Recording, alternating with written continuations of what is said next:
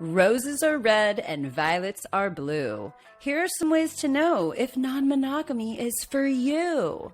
My name is Madison, and I'm also known as Sugar, and I'm one of the hosts of the top-rated sexuality podcast, Clit Talk. Before I started my sexual liberation journey, I was in a heterosexual monogamous marriage, and after having all the conversations with my partner, we actually turned our whole relationship style inside out, and I'm happy and grateful to report that we have been in an ethical, non-monogamous marriage ever since. So, it is possible that you may be in a similar situation I was in, or maybe you're single and you're considering non-monogamy with your next partner or partners. And I just want you to know that I have your back, and what I'm going to cover in this video is going to help you gain the clarity you need to proceed or not to proceed with non-monogamy. Welcome to Clit Talk Summer School, a month-long series that we are doing to help our listeners increase libidos, cultivate sexual confidence, and deepen intimacy in all relationships, including yourself, so that your sex and communication is on fucking fire this summer. Each week, we are going to give you a taste of our sex and empowerment signature masterclass by sharing one of our favorite and most powerful distinctions, pleasure parameters. Each week, we will introduce you to a new pleasure parameter and share simple ways to have these powerful tools thrive in your life. So this week, our pleasure parameter is, drumroll please, the full body fuck yes. And inside of our program, we define the full body fuck yes as prioritizing your needs and practicing self-care without feeling guilty. So in this video, we're going to explore how relationship styles vary, just like the diversity amongst people on our planet. Monogamy is not the only way. It is certainly one way. But today, we're going to explore why you actually might not be as monogamous as you think, and why non-monogamy might be for you. So let's talk about some fundamental truths. We're all a little non-monogamous. Okay, maybe that's not a fact. That's just my truth. However, the book Sex at Dawn, How We Mate and Why We Stray challenges the true sexual nature of humanity and evolution of human sexuality prior to the agricultural revolution.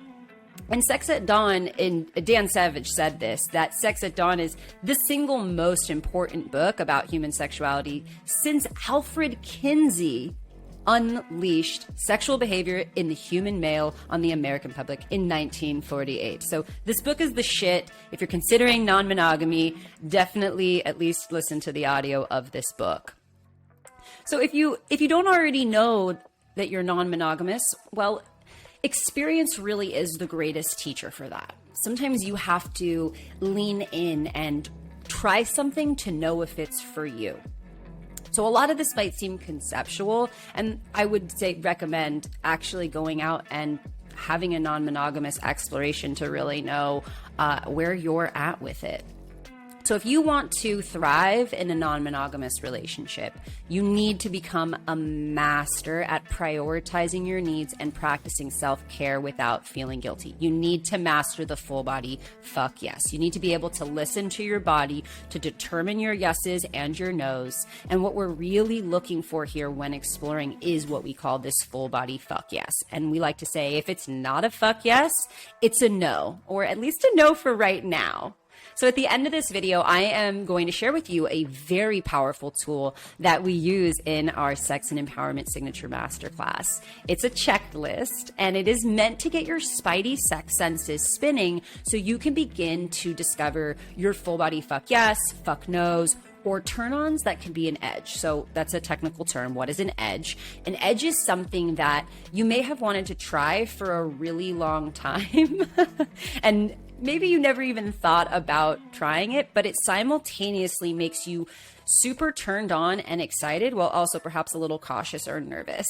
And an edge is that which when you do it, you are left in an expanded state, much like after a climax. So doing this checklist is an opportunity to tune into your body and listen to what your body has to say.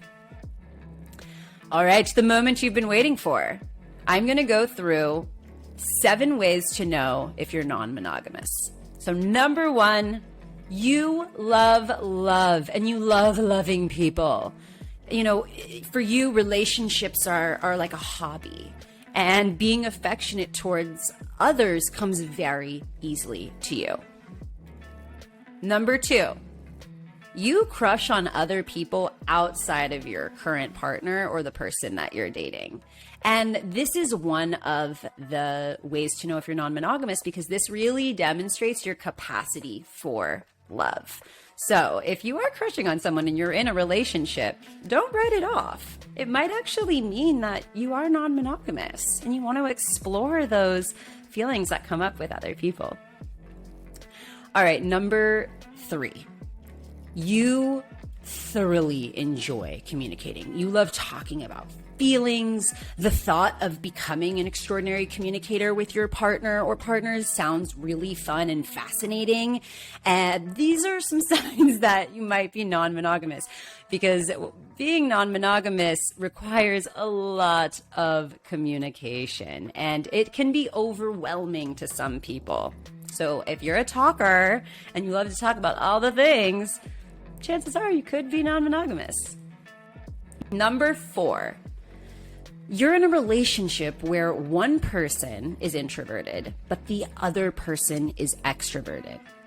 So we're big fans of Dr. Sheff, and Dr. Sheff talks about introverts in a really unique way, and how if you're with someone who's an introvert, it actually could be a great premise for a non-monogamous relationship, because if someone in the relationship does like a lot of alone time, then the person who is non-monogamous, when they have plans, the other person might be like, yay, I get to be alone and have me time. I've been really wanting this, right? So in order to decide if you fall in this category, one of the suggestions is to really hone in on your attitude towards spending time alone. So if you are one of those people who's like, yay, I get to hang out by myself. I'm not like that, but some people are. It is probably a great opportunity to explore having conversations with your partner to create a non-monogamous relationship style. All right, number 5. Where are all my sharers at? Non-monogamy is for you if you love to share in general. And if you don't like to share, chances are you're probably monogamous, because when you are non-monogamous, you really are sharing your partner or partners. And so the idea of being turned on by sharing your partner and getting joy from your partner's joy, these are huge indications that you're non-monogamous. Number 6, you welcome challenging emotions and you don't really get jealous thoughts or feelings about your partner being with anyone.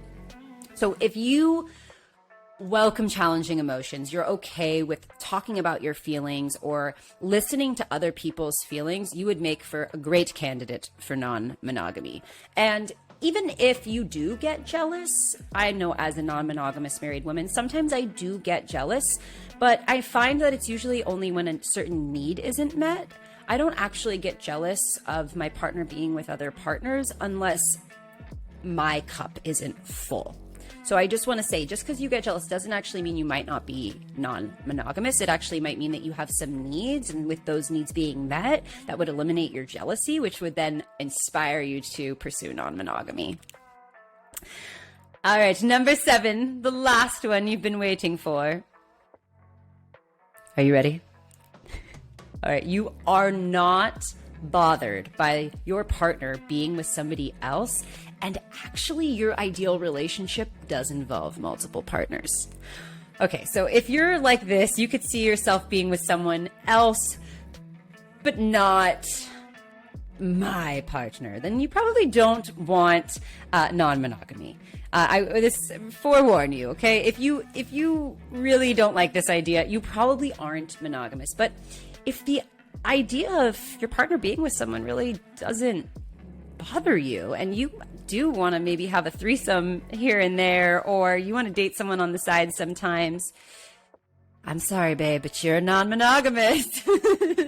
and you would be a great candidate for non-monogamy. And we have an incredible community of sex-positive pleasure seekers who are thriving in their newly created relationship styles. All right, so I want to go through some examples of what being non-monogamous could look like. So you could be somewhere on the scale. Okay, let's just make a scale. And over here we have just as non-monogamous as it could get. You know, you're dating all sorts of people. You don't even need to talk to your partner. You're just free as a bird, right? And then let's say on this side of the scale, we've got, you know, you're in a relationship, but maybe once a year you want to go to a sex party or have a wild threesome, right? And any and everything between counts. So what this could look like for you is you could have an agreement to date other people. You could have an agreement to date friends that are non-monogamous. So swinging could be an option for you. Going to the occasional sex party or play party could be for you. Also, maybe going on a dating app and finding someone to bring in for some group sex, for a threesome experience perhaps. There is so many ways to express being non-monogamous, and there is no right way.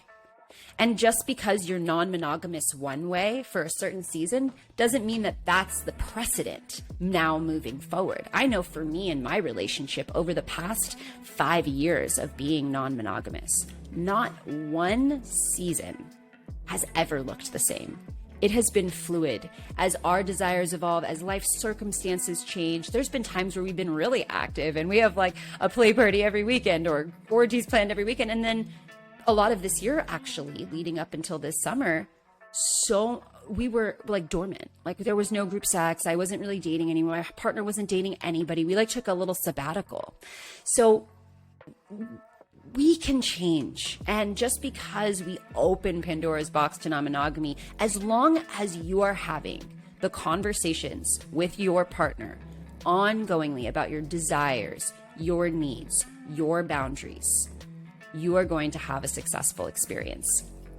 But it really does require a high level of communication, and being willing to communicate is the first part of getting into non-monogamy. So I really recommend, before you start planning any sorts of non-monogamous activities, to really dive in and have conversations with your partner. And our checklist is a great way to break the ice and begin to have these exploratory conversations with your partners. You know, on the checklist, there's an example in there of like having an orgy. Well, how great would it be if you could sit with your partner and actually say, hey, is this a fuck yes for you? Is this a fuck no for you? Is this an edge? Like, does the idea of it turn you on, but you're kind of like, ah? And it makes such a difference when we just slow down and make the time to have conversations about it. So before you start your non-monogamous journey, if you really, after watching this video, you're like, oh my God, fuck, I see myself in sugar. I'm non-monogamous. Oh my God, what do I do now? The next step is to start having the conversations. Don't jump right into anything. Just because you're pondering it doesn't mean you need to act on it tomorrow. So I'm so excited to hear from you all. Please chat in the comments. Tell me, did this video make a difference for you? Did you discover that you're actually non-monogamous? Did you discover, wait, I am actually definitely monogamous? I want to know where you're at. So post in the comments below, and also definitely click the links in the caption to access the checklist. We've got a couple of other goodies in there for you that you can download for free. All right. See you next time.